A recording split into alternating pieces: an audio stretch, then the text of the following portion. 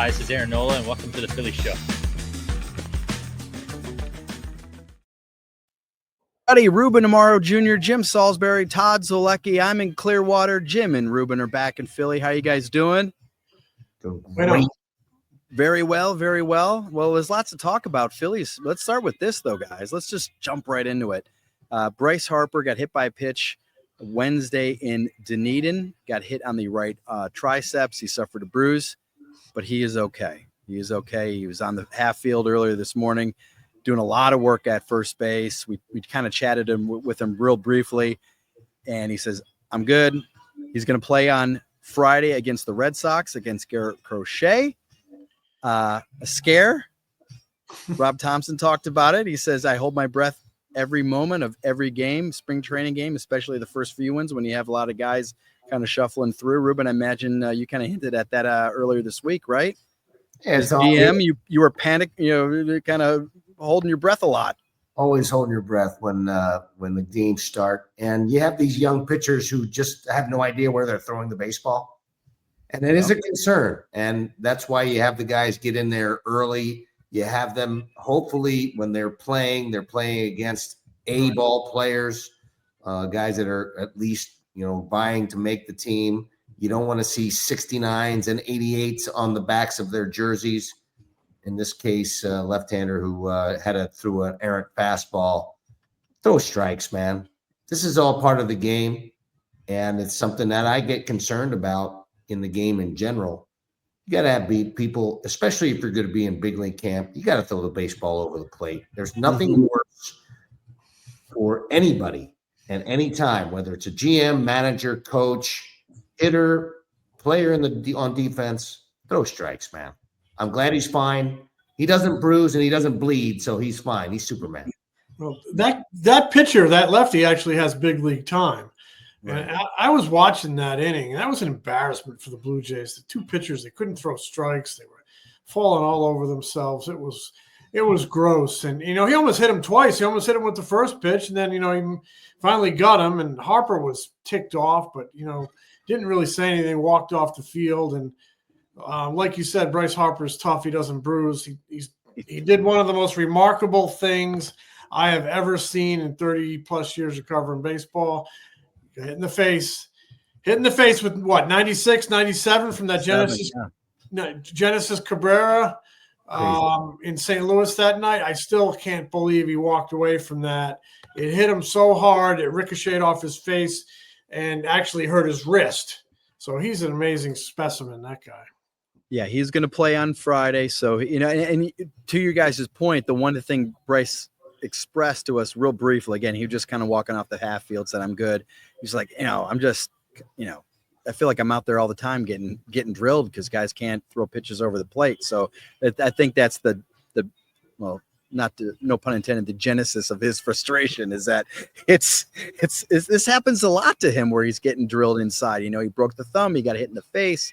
Again, yesterday he survived a scare. So I wanted to get your guys' opinions on a couple things that happened this week. The game was not broadcast today, but Kyle Schwarber playing first base. He didn't get any balls hit his way. Zack Wheeler said before the game, he told him, he's like, it's all yours over there. I'm not running over there today, buddy. You got everything. So just be ready. Turns out he didn't need to do anything because Zack Wheeler was so good. But you guys have any thoughts on Kyle Schwarber getting some first base, basically just trying to get some versatility, maybe a couple points during the season? He'll get Bryce off his feet a little bit.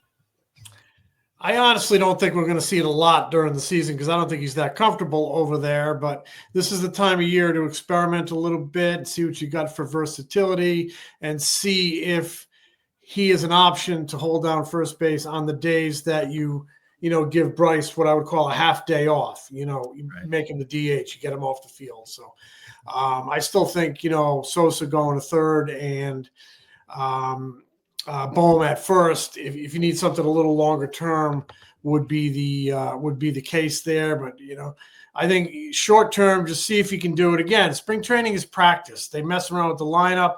They mess around a little bit with guys' different spots. See if they can possibly do it. I just think it's kind of a little bit of an experiment. And not only that, but you also got guys like Edmundo Sosa playing left field, and that's a good thing too. I think that's listen. Anytime you can create some versatility, let them feel comfortable.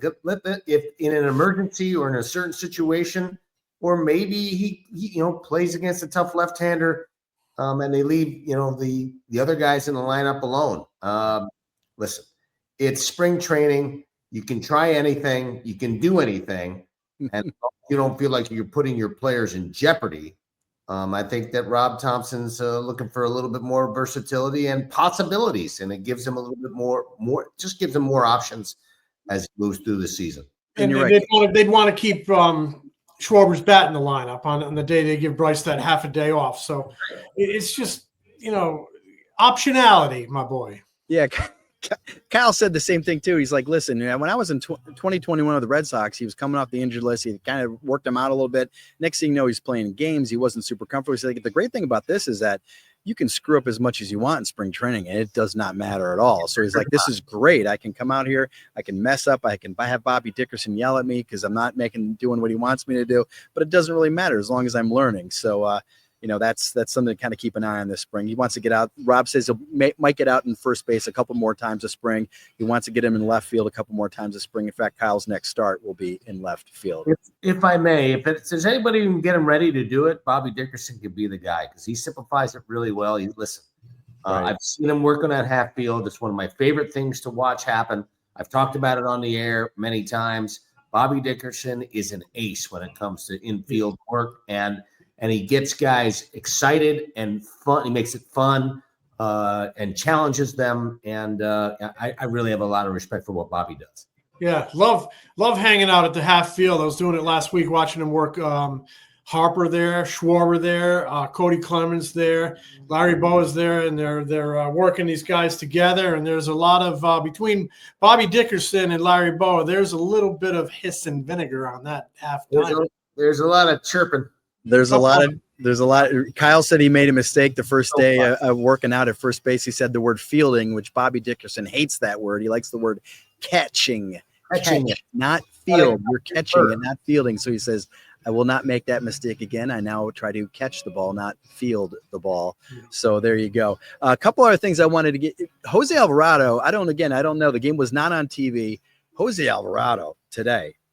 I never want to make too much out of one spring training performance, especially the first one. But José Alvarado today hit 100.7 sinker, and he had 100.1 another time. He looked really, really good. The cutter was really good. And he said this offseason he worked on his diet. He lost some weight. He got in better shape. He says he's been working really, really hard. He says he wasn't frustrated with the last season, but based off what he did this offseason, it seems like he was disappointed with how he pitched. And man, if he can get back to what he was a couple of years ago, that would be huge for this bullpen. Yeah, triple digits, man. That's the reason I call him Queso Grande. He is the big cheese. Jordan Romano also made his pitch today, his debut. He was 96, at 97, 98. And when he came off the mound into the clubhouse, he looked at Alvarado and said, dude, that was insane. That was ridiculous. So they seem to be really excited with the way Alvarado was throwing. But yeah, that would be tremendous if he can keep that. Alvarado's a confidence guy, Todd and Jim. And if he has the confidence on that mound to be able to throw his pitches where he wants to consistently, he can be one of the nastiest left-handers in all of baseball. And it creates a whole ton of depth. You start talking about Strom, Alvarado, you got Banks back there. People don't talk about him a whole lot. He's got a pretty darn good arm, and he can be a good situational type of a guy. Those are the three lefties. And then you have Kirkering, Romano. I mean, you got guys who got good enough stuff to pitch deep in the games, and it's about options again. You talked about it, Jim. If Rob Thompson has options in the 7th, 8th, and 9th, that's big for him. He's not going to go necessarily with one closer, I don't think. I would think that Romano's going to get the first shot at it. But that said, I mean, he's going to mix and match like he has in the past until somebody emerges. Hey, yeah. Ruben, in the case of Queso Grande, do you worry about too hard, too early? You know what? I think not for him, and I'll tell you why. I think he really needs to be confident going into the season. Like I said, I think he's a confidence pitcher. I think when he's feeling comfortable and good about himself, he's going to pitch better and better and better.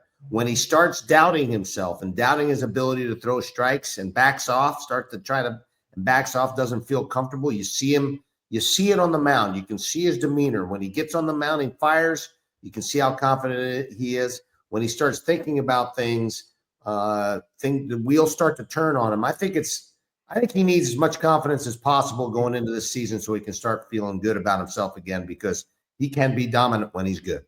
Sure. And guys, we had Zack Wheeler on the show. I guess it was 2 weeks ago, and he was tremendous. If you haven't checked out that episode, go check it out. But Zack today as well was throwing the ball hard. His fastball was like 95.9. I went back and he said last spring, I think my first outing was around 91. It was 93.9. So he's throwing the ball better. But I think you guys can appreciate this because I know you guys love the inside part of the game. So I think he was facing this Ben Rice of the Yankees. He threw him a really great splitter, right? And it was so good. The batter had his head down, and he just mouthed the words to Garrett Stubbs. He said, "Same." He just mouthed the word "same," then threw the next changeup, struck him out, inning over.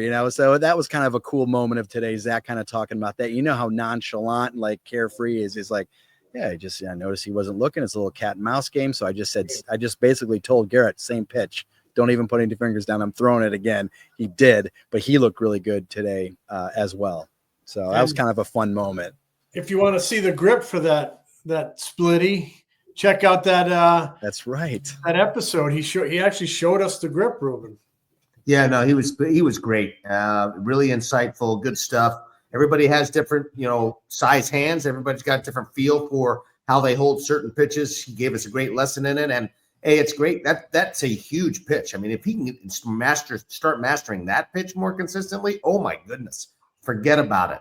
Mm-hmm. Goodbye NL East, because the guy will be even more nasty. I love the way most of the starting pitchers, the guys that you think you're good, that we believe there be our number 5, our 5 starters, they've been throwing the ball really well.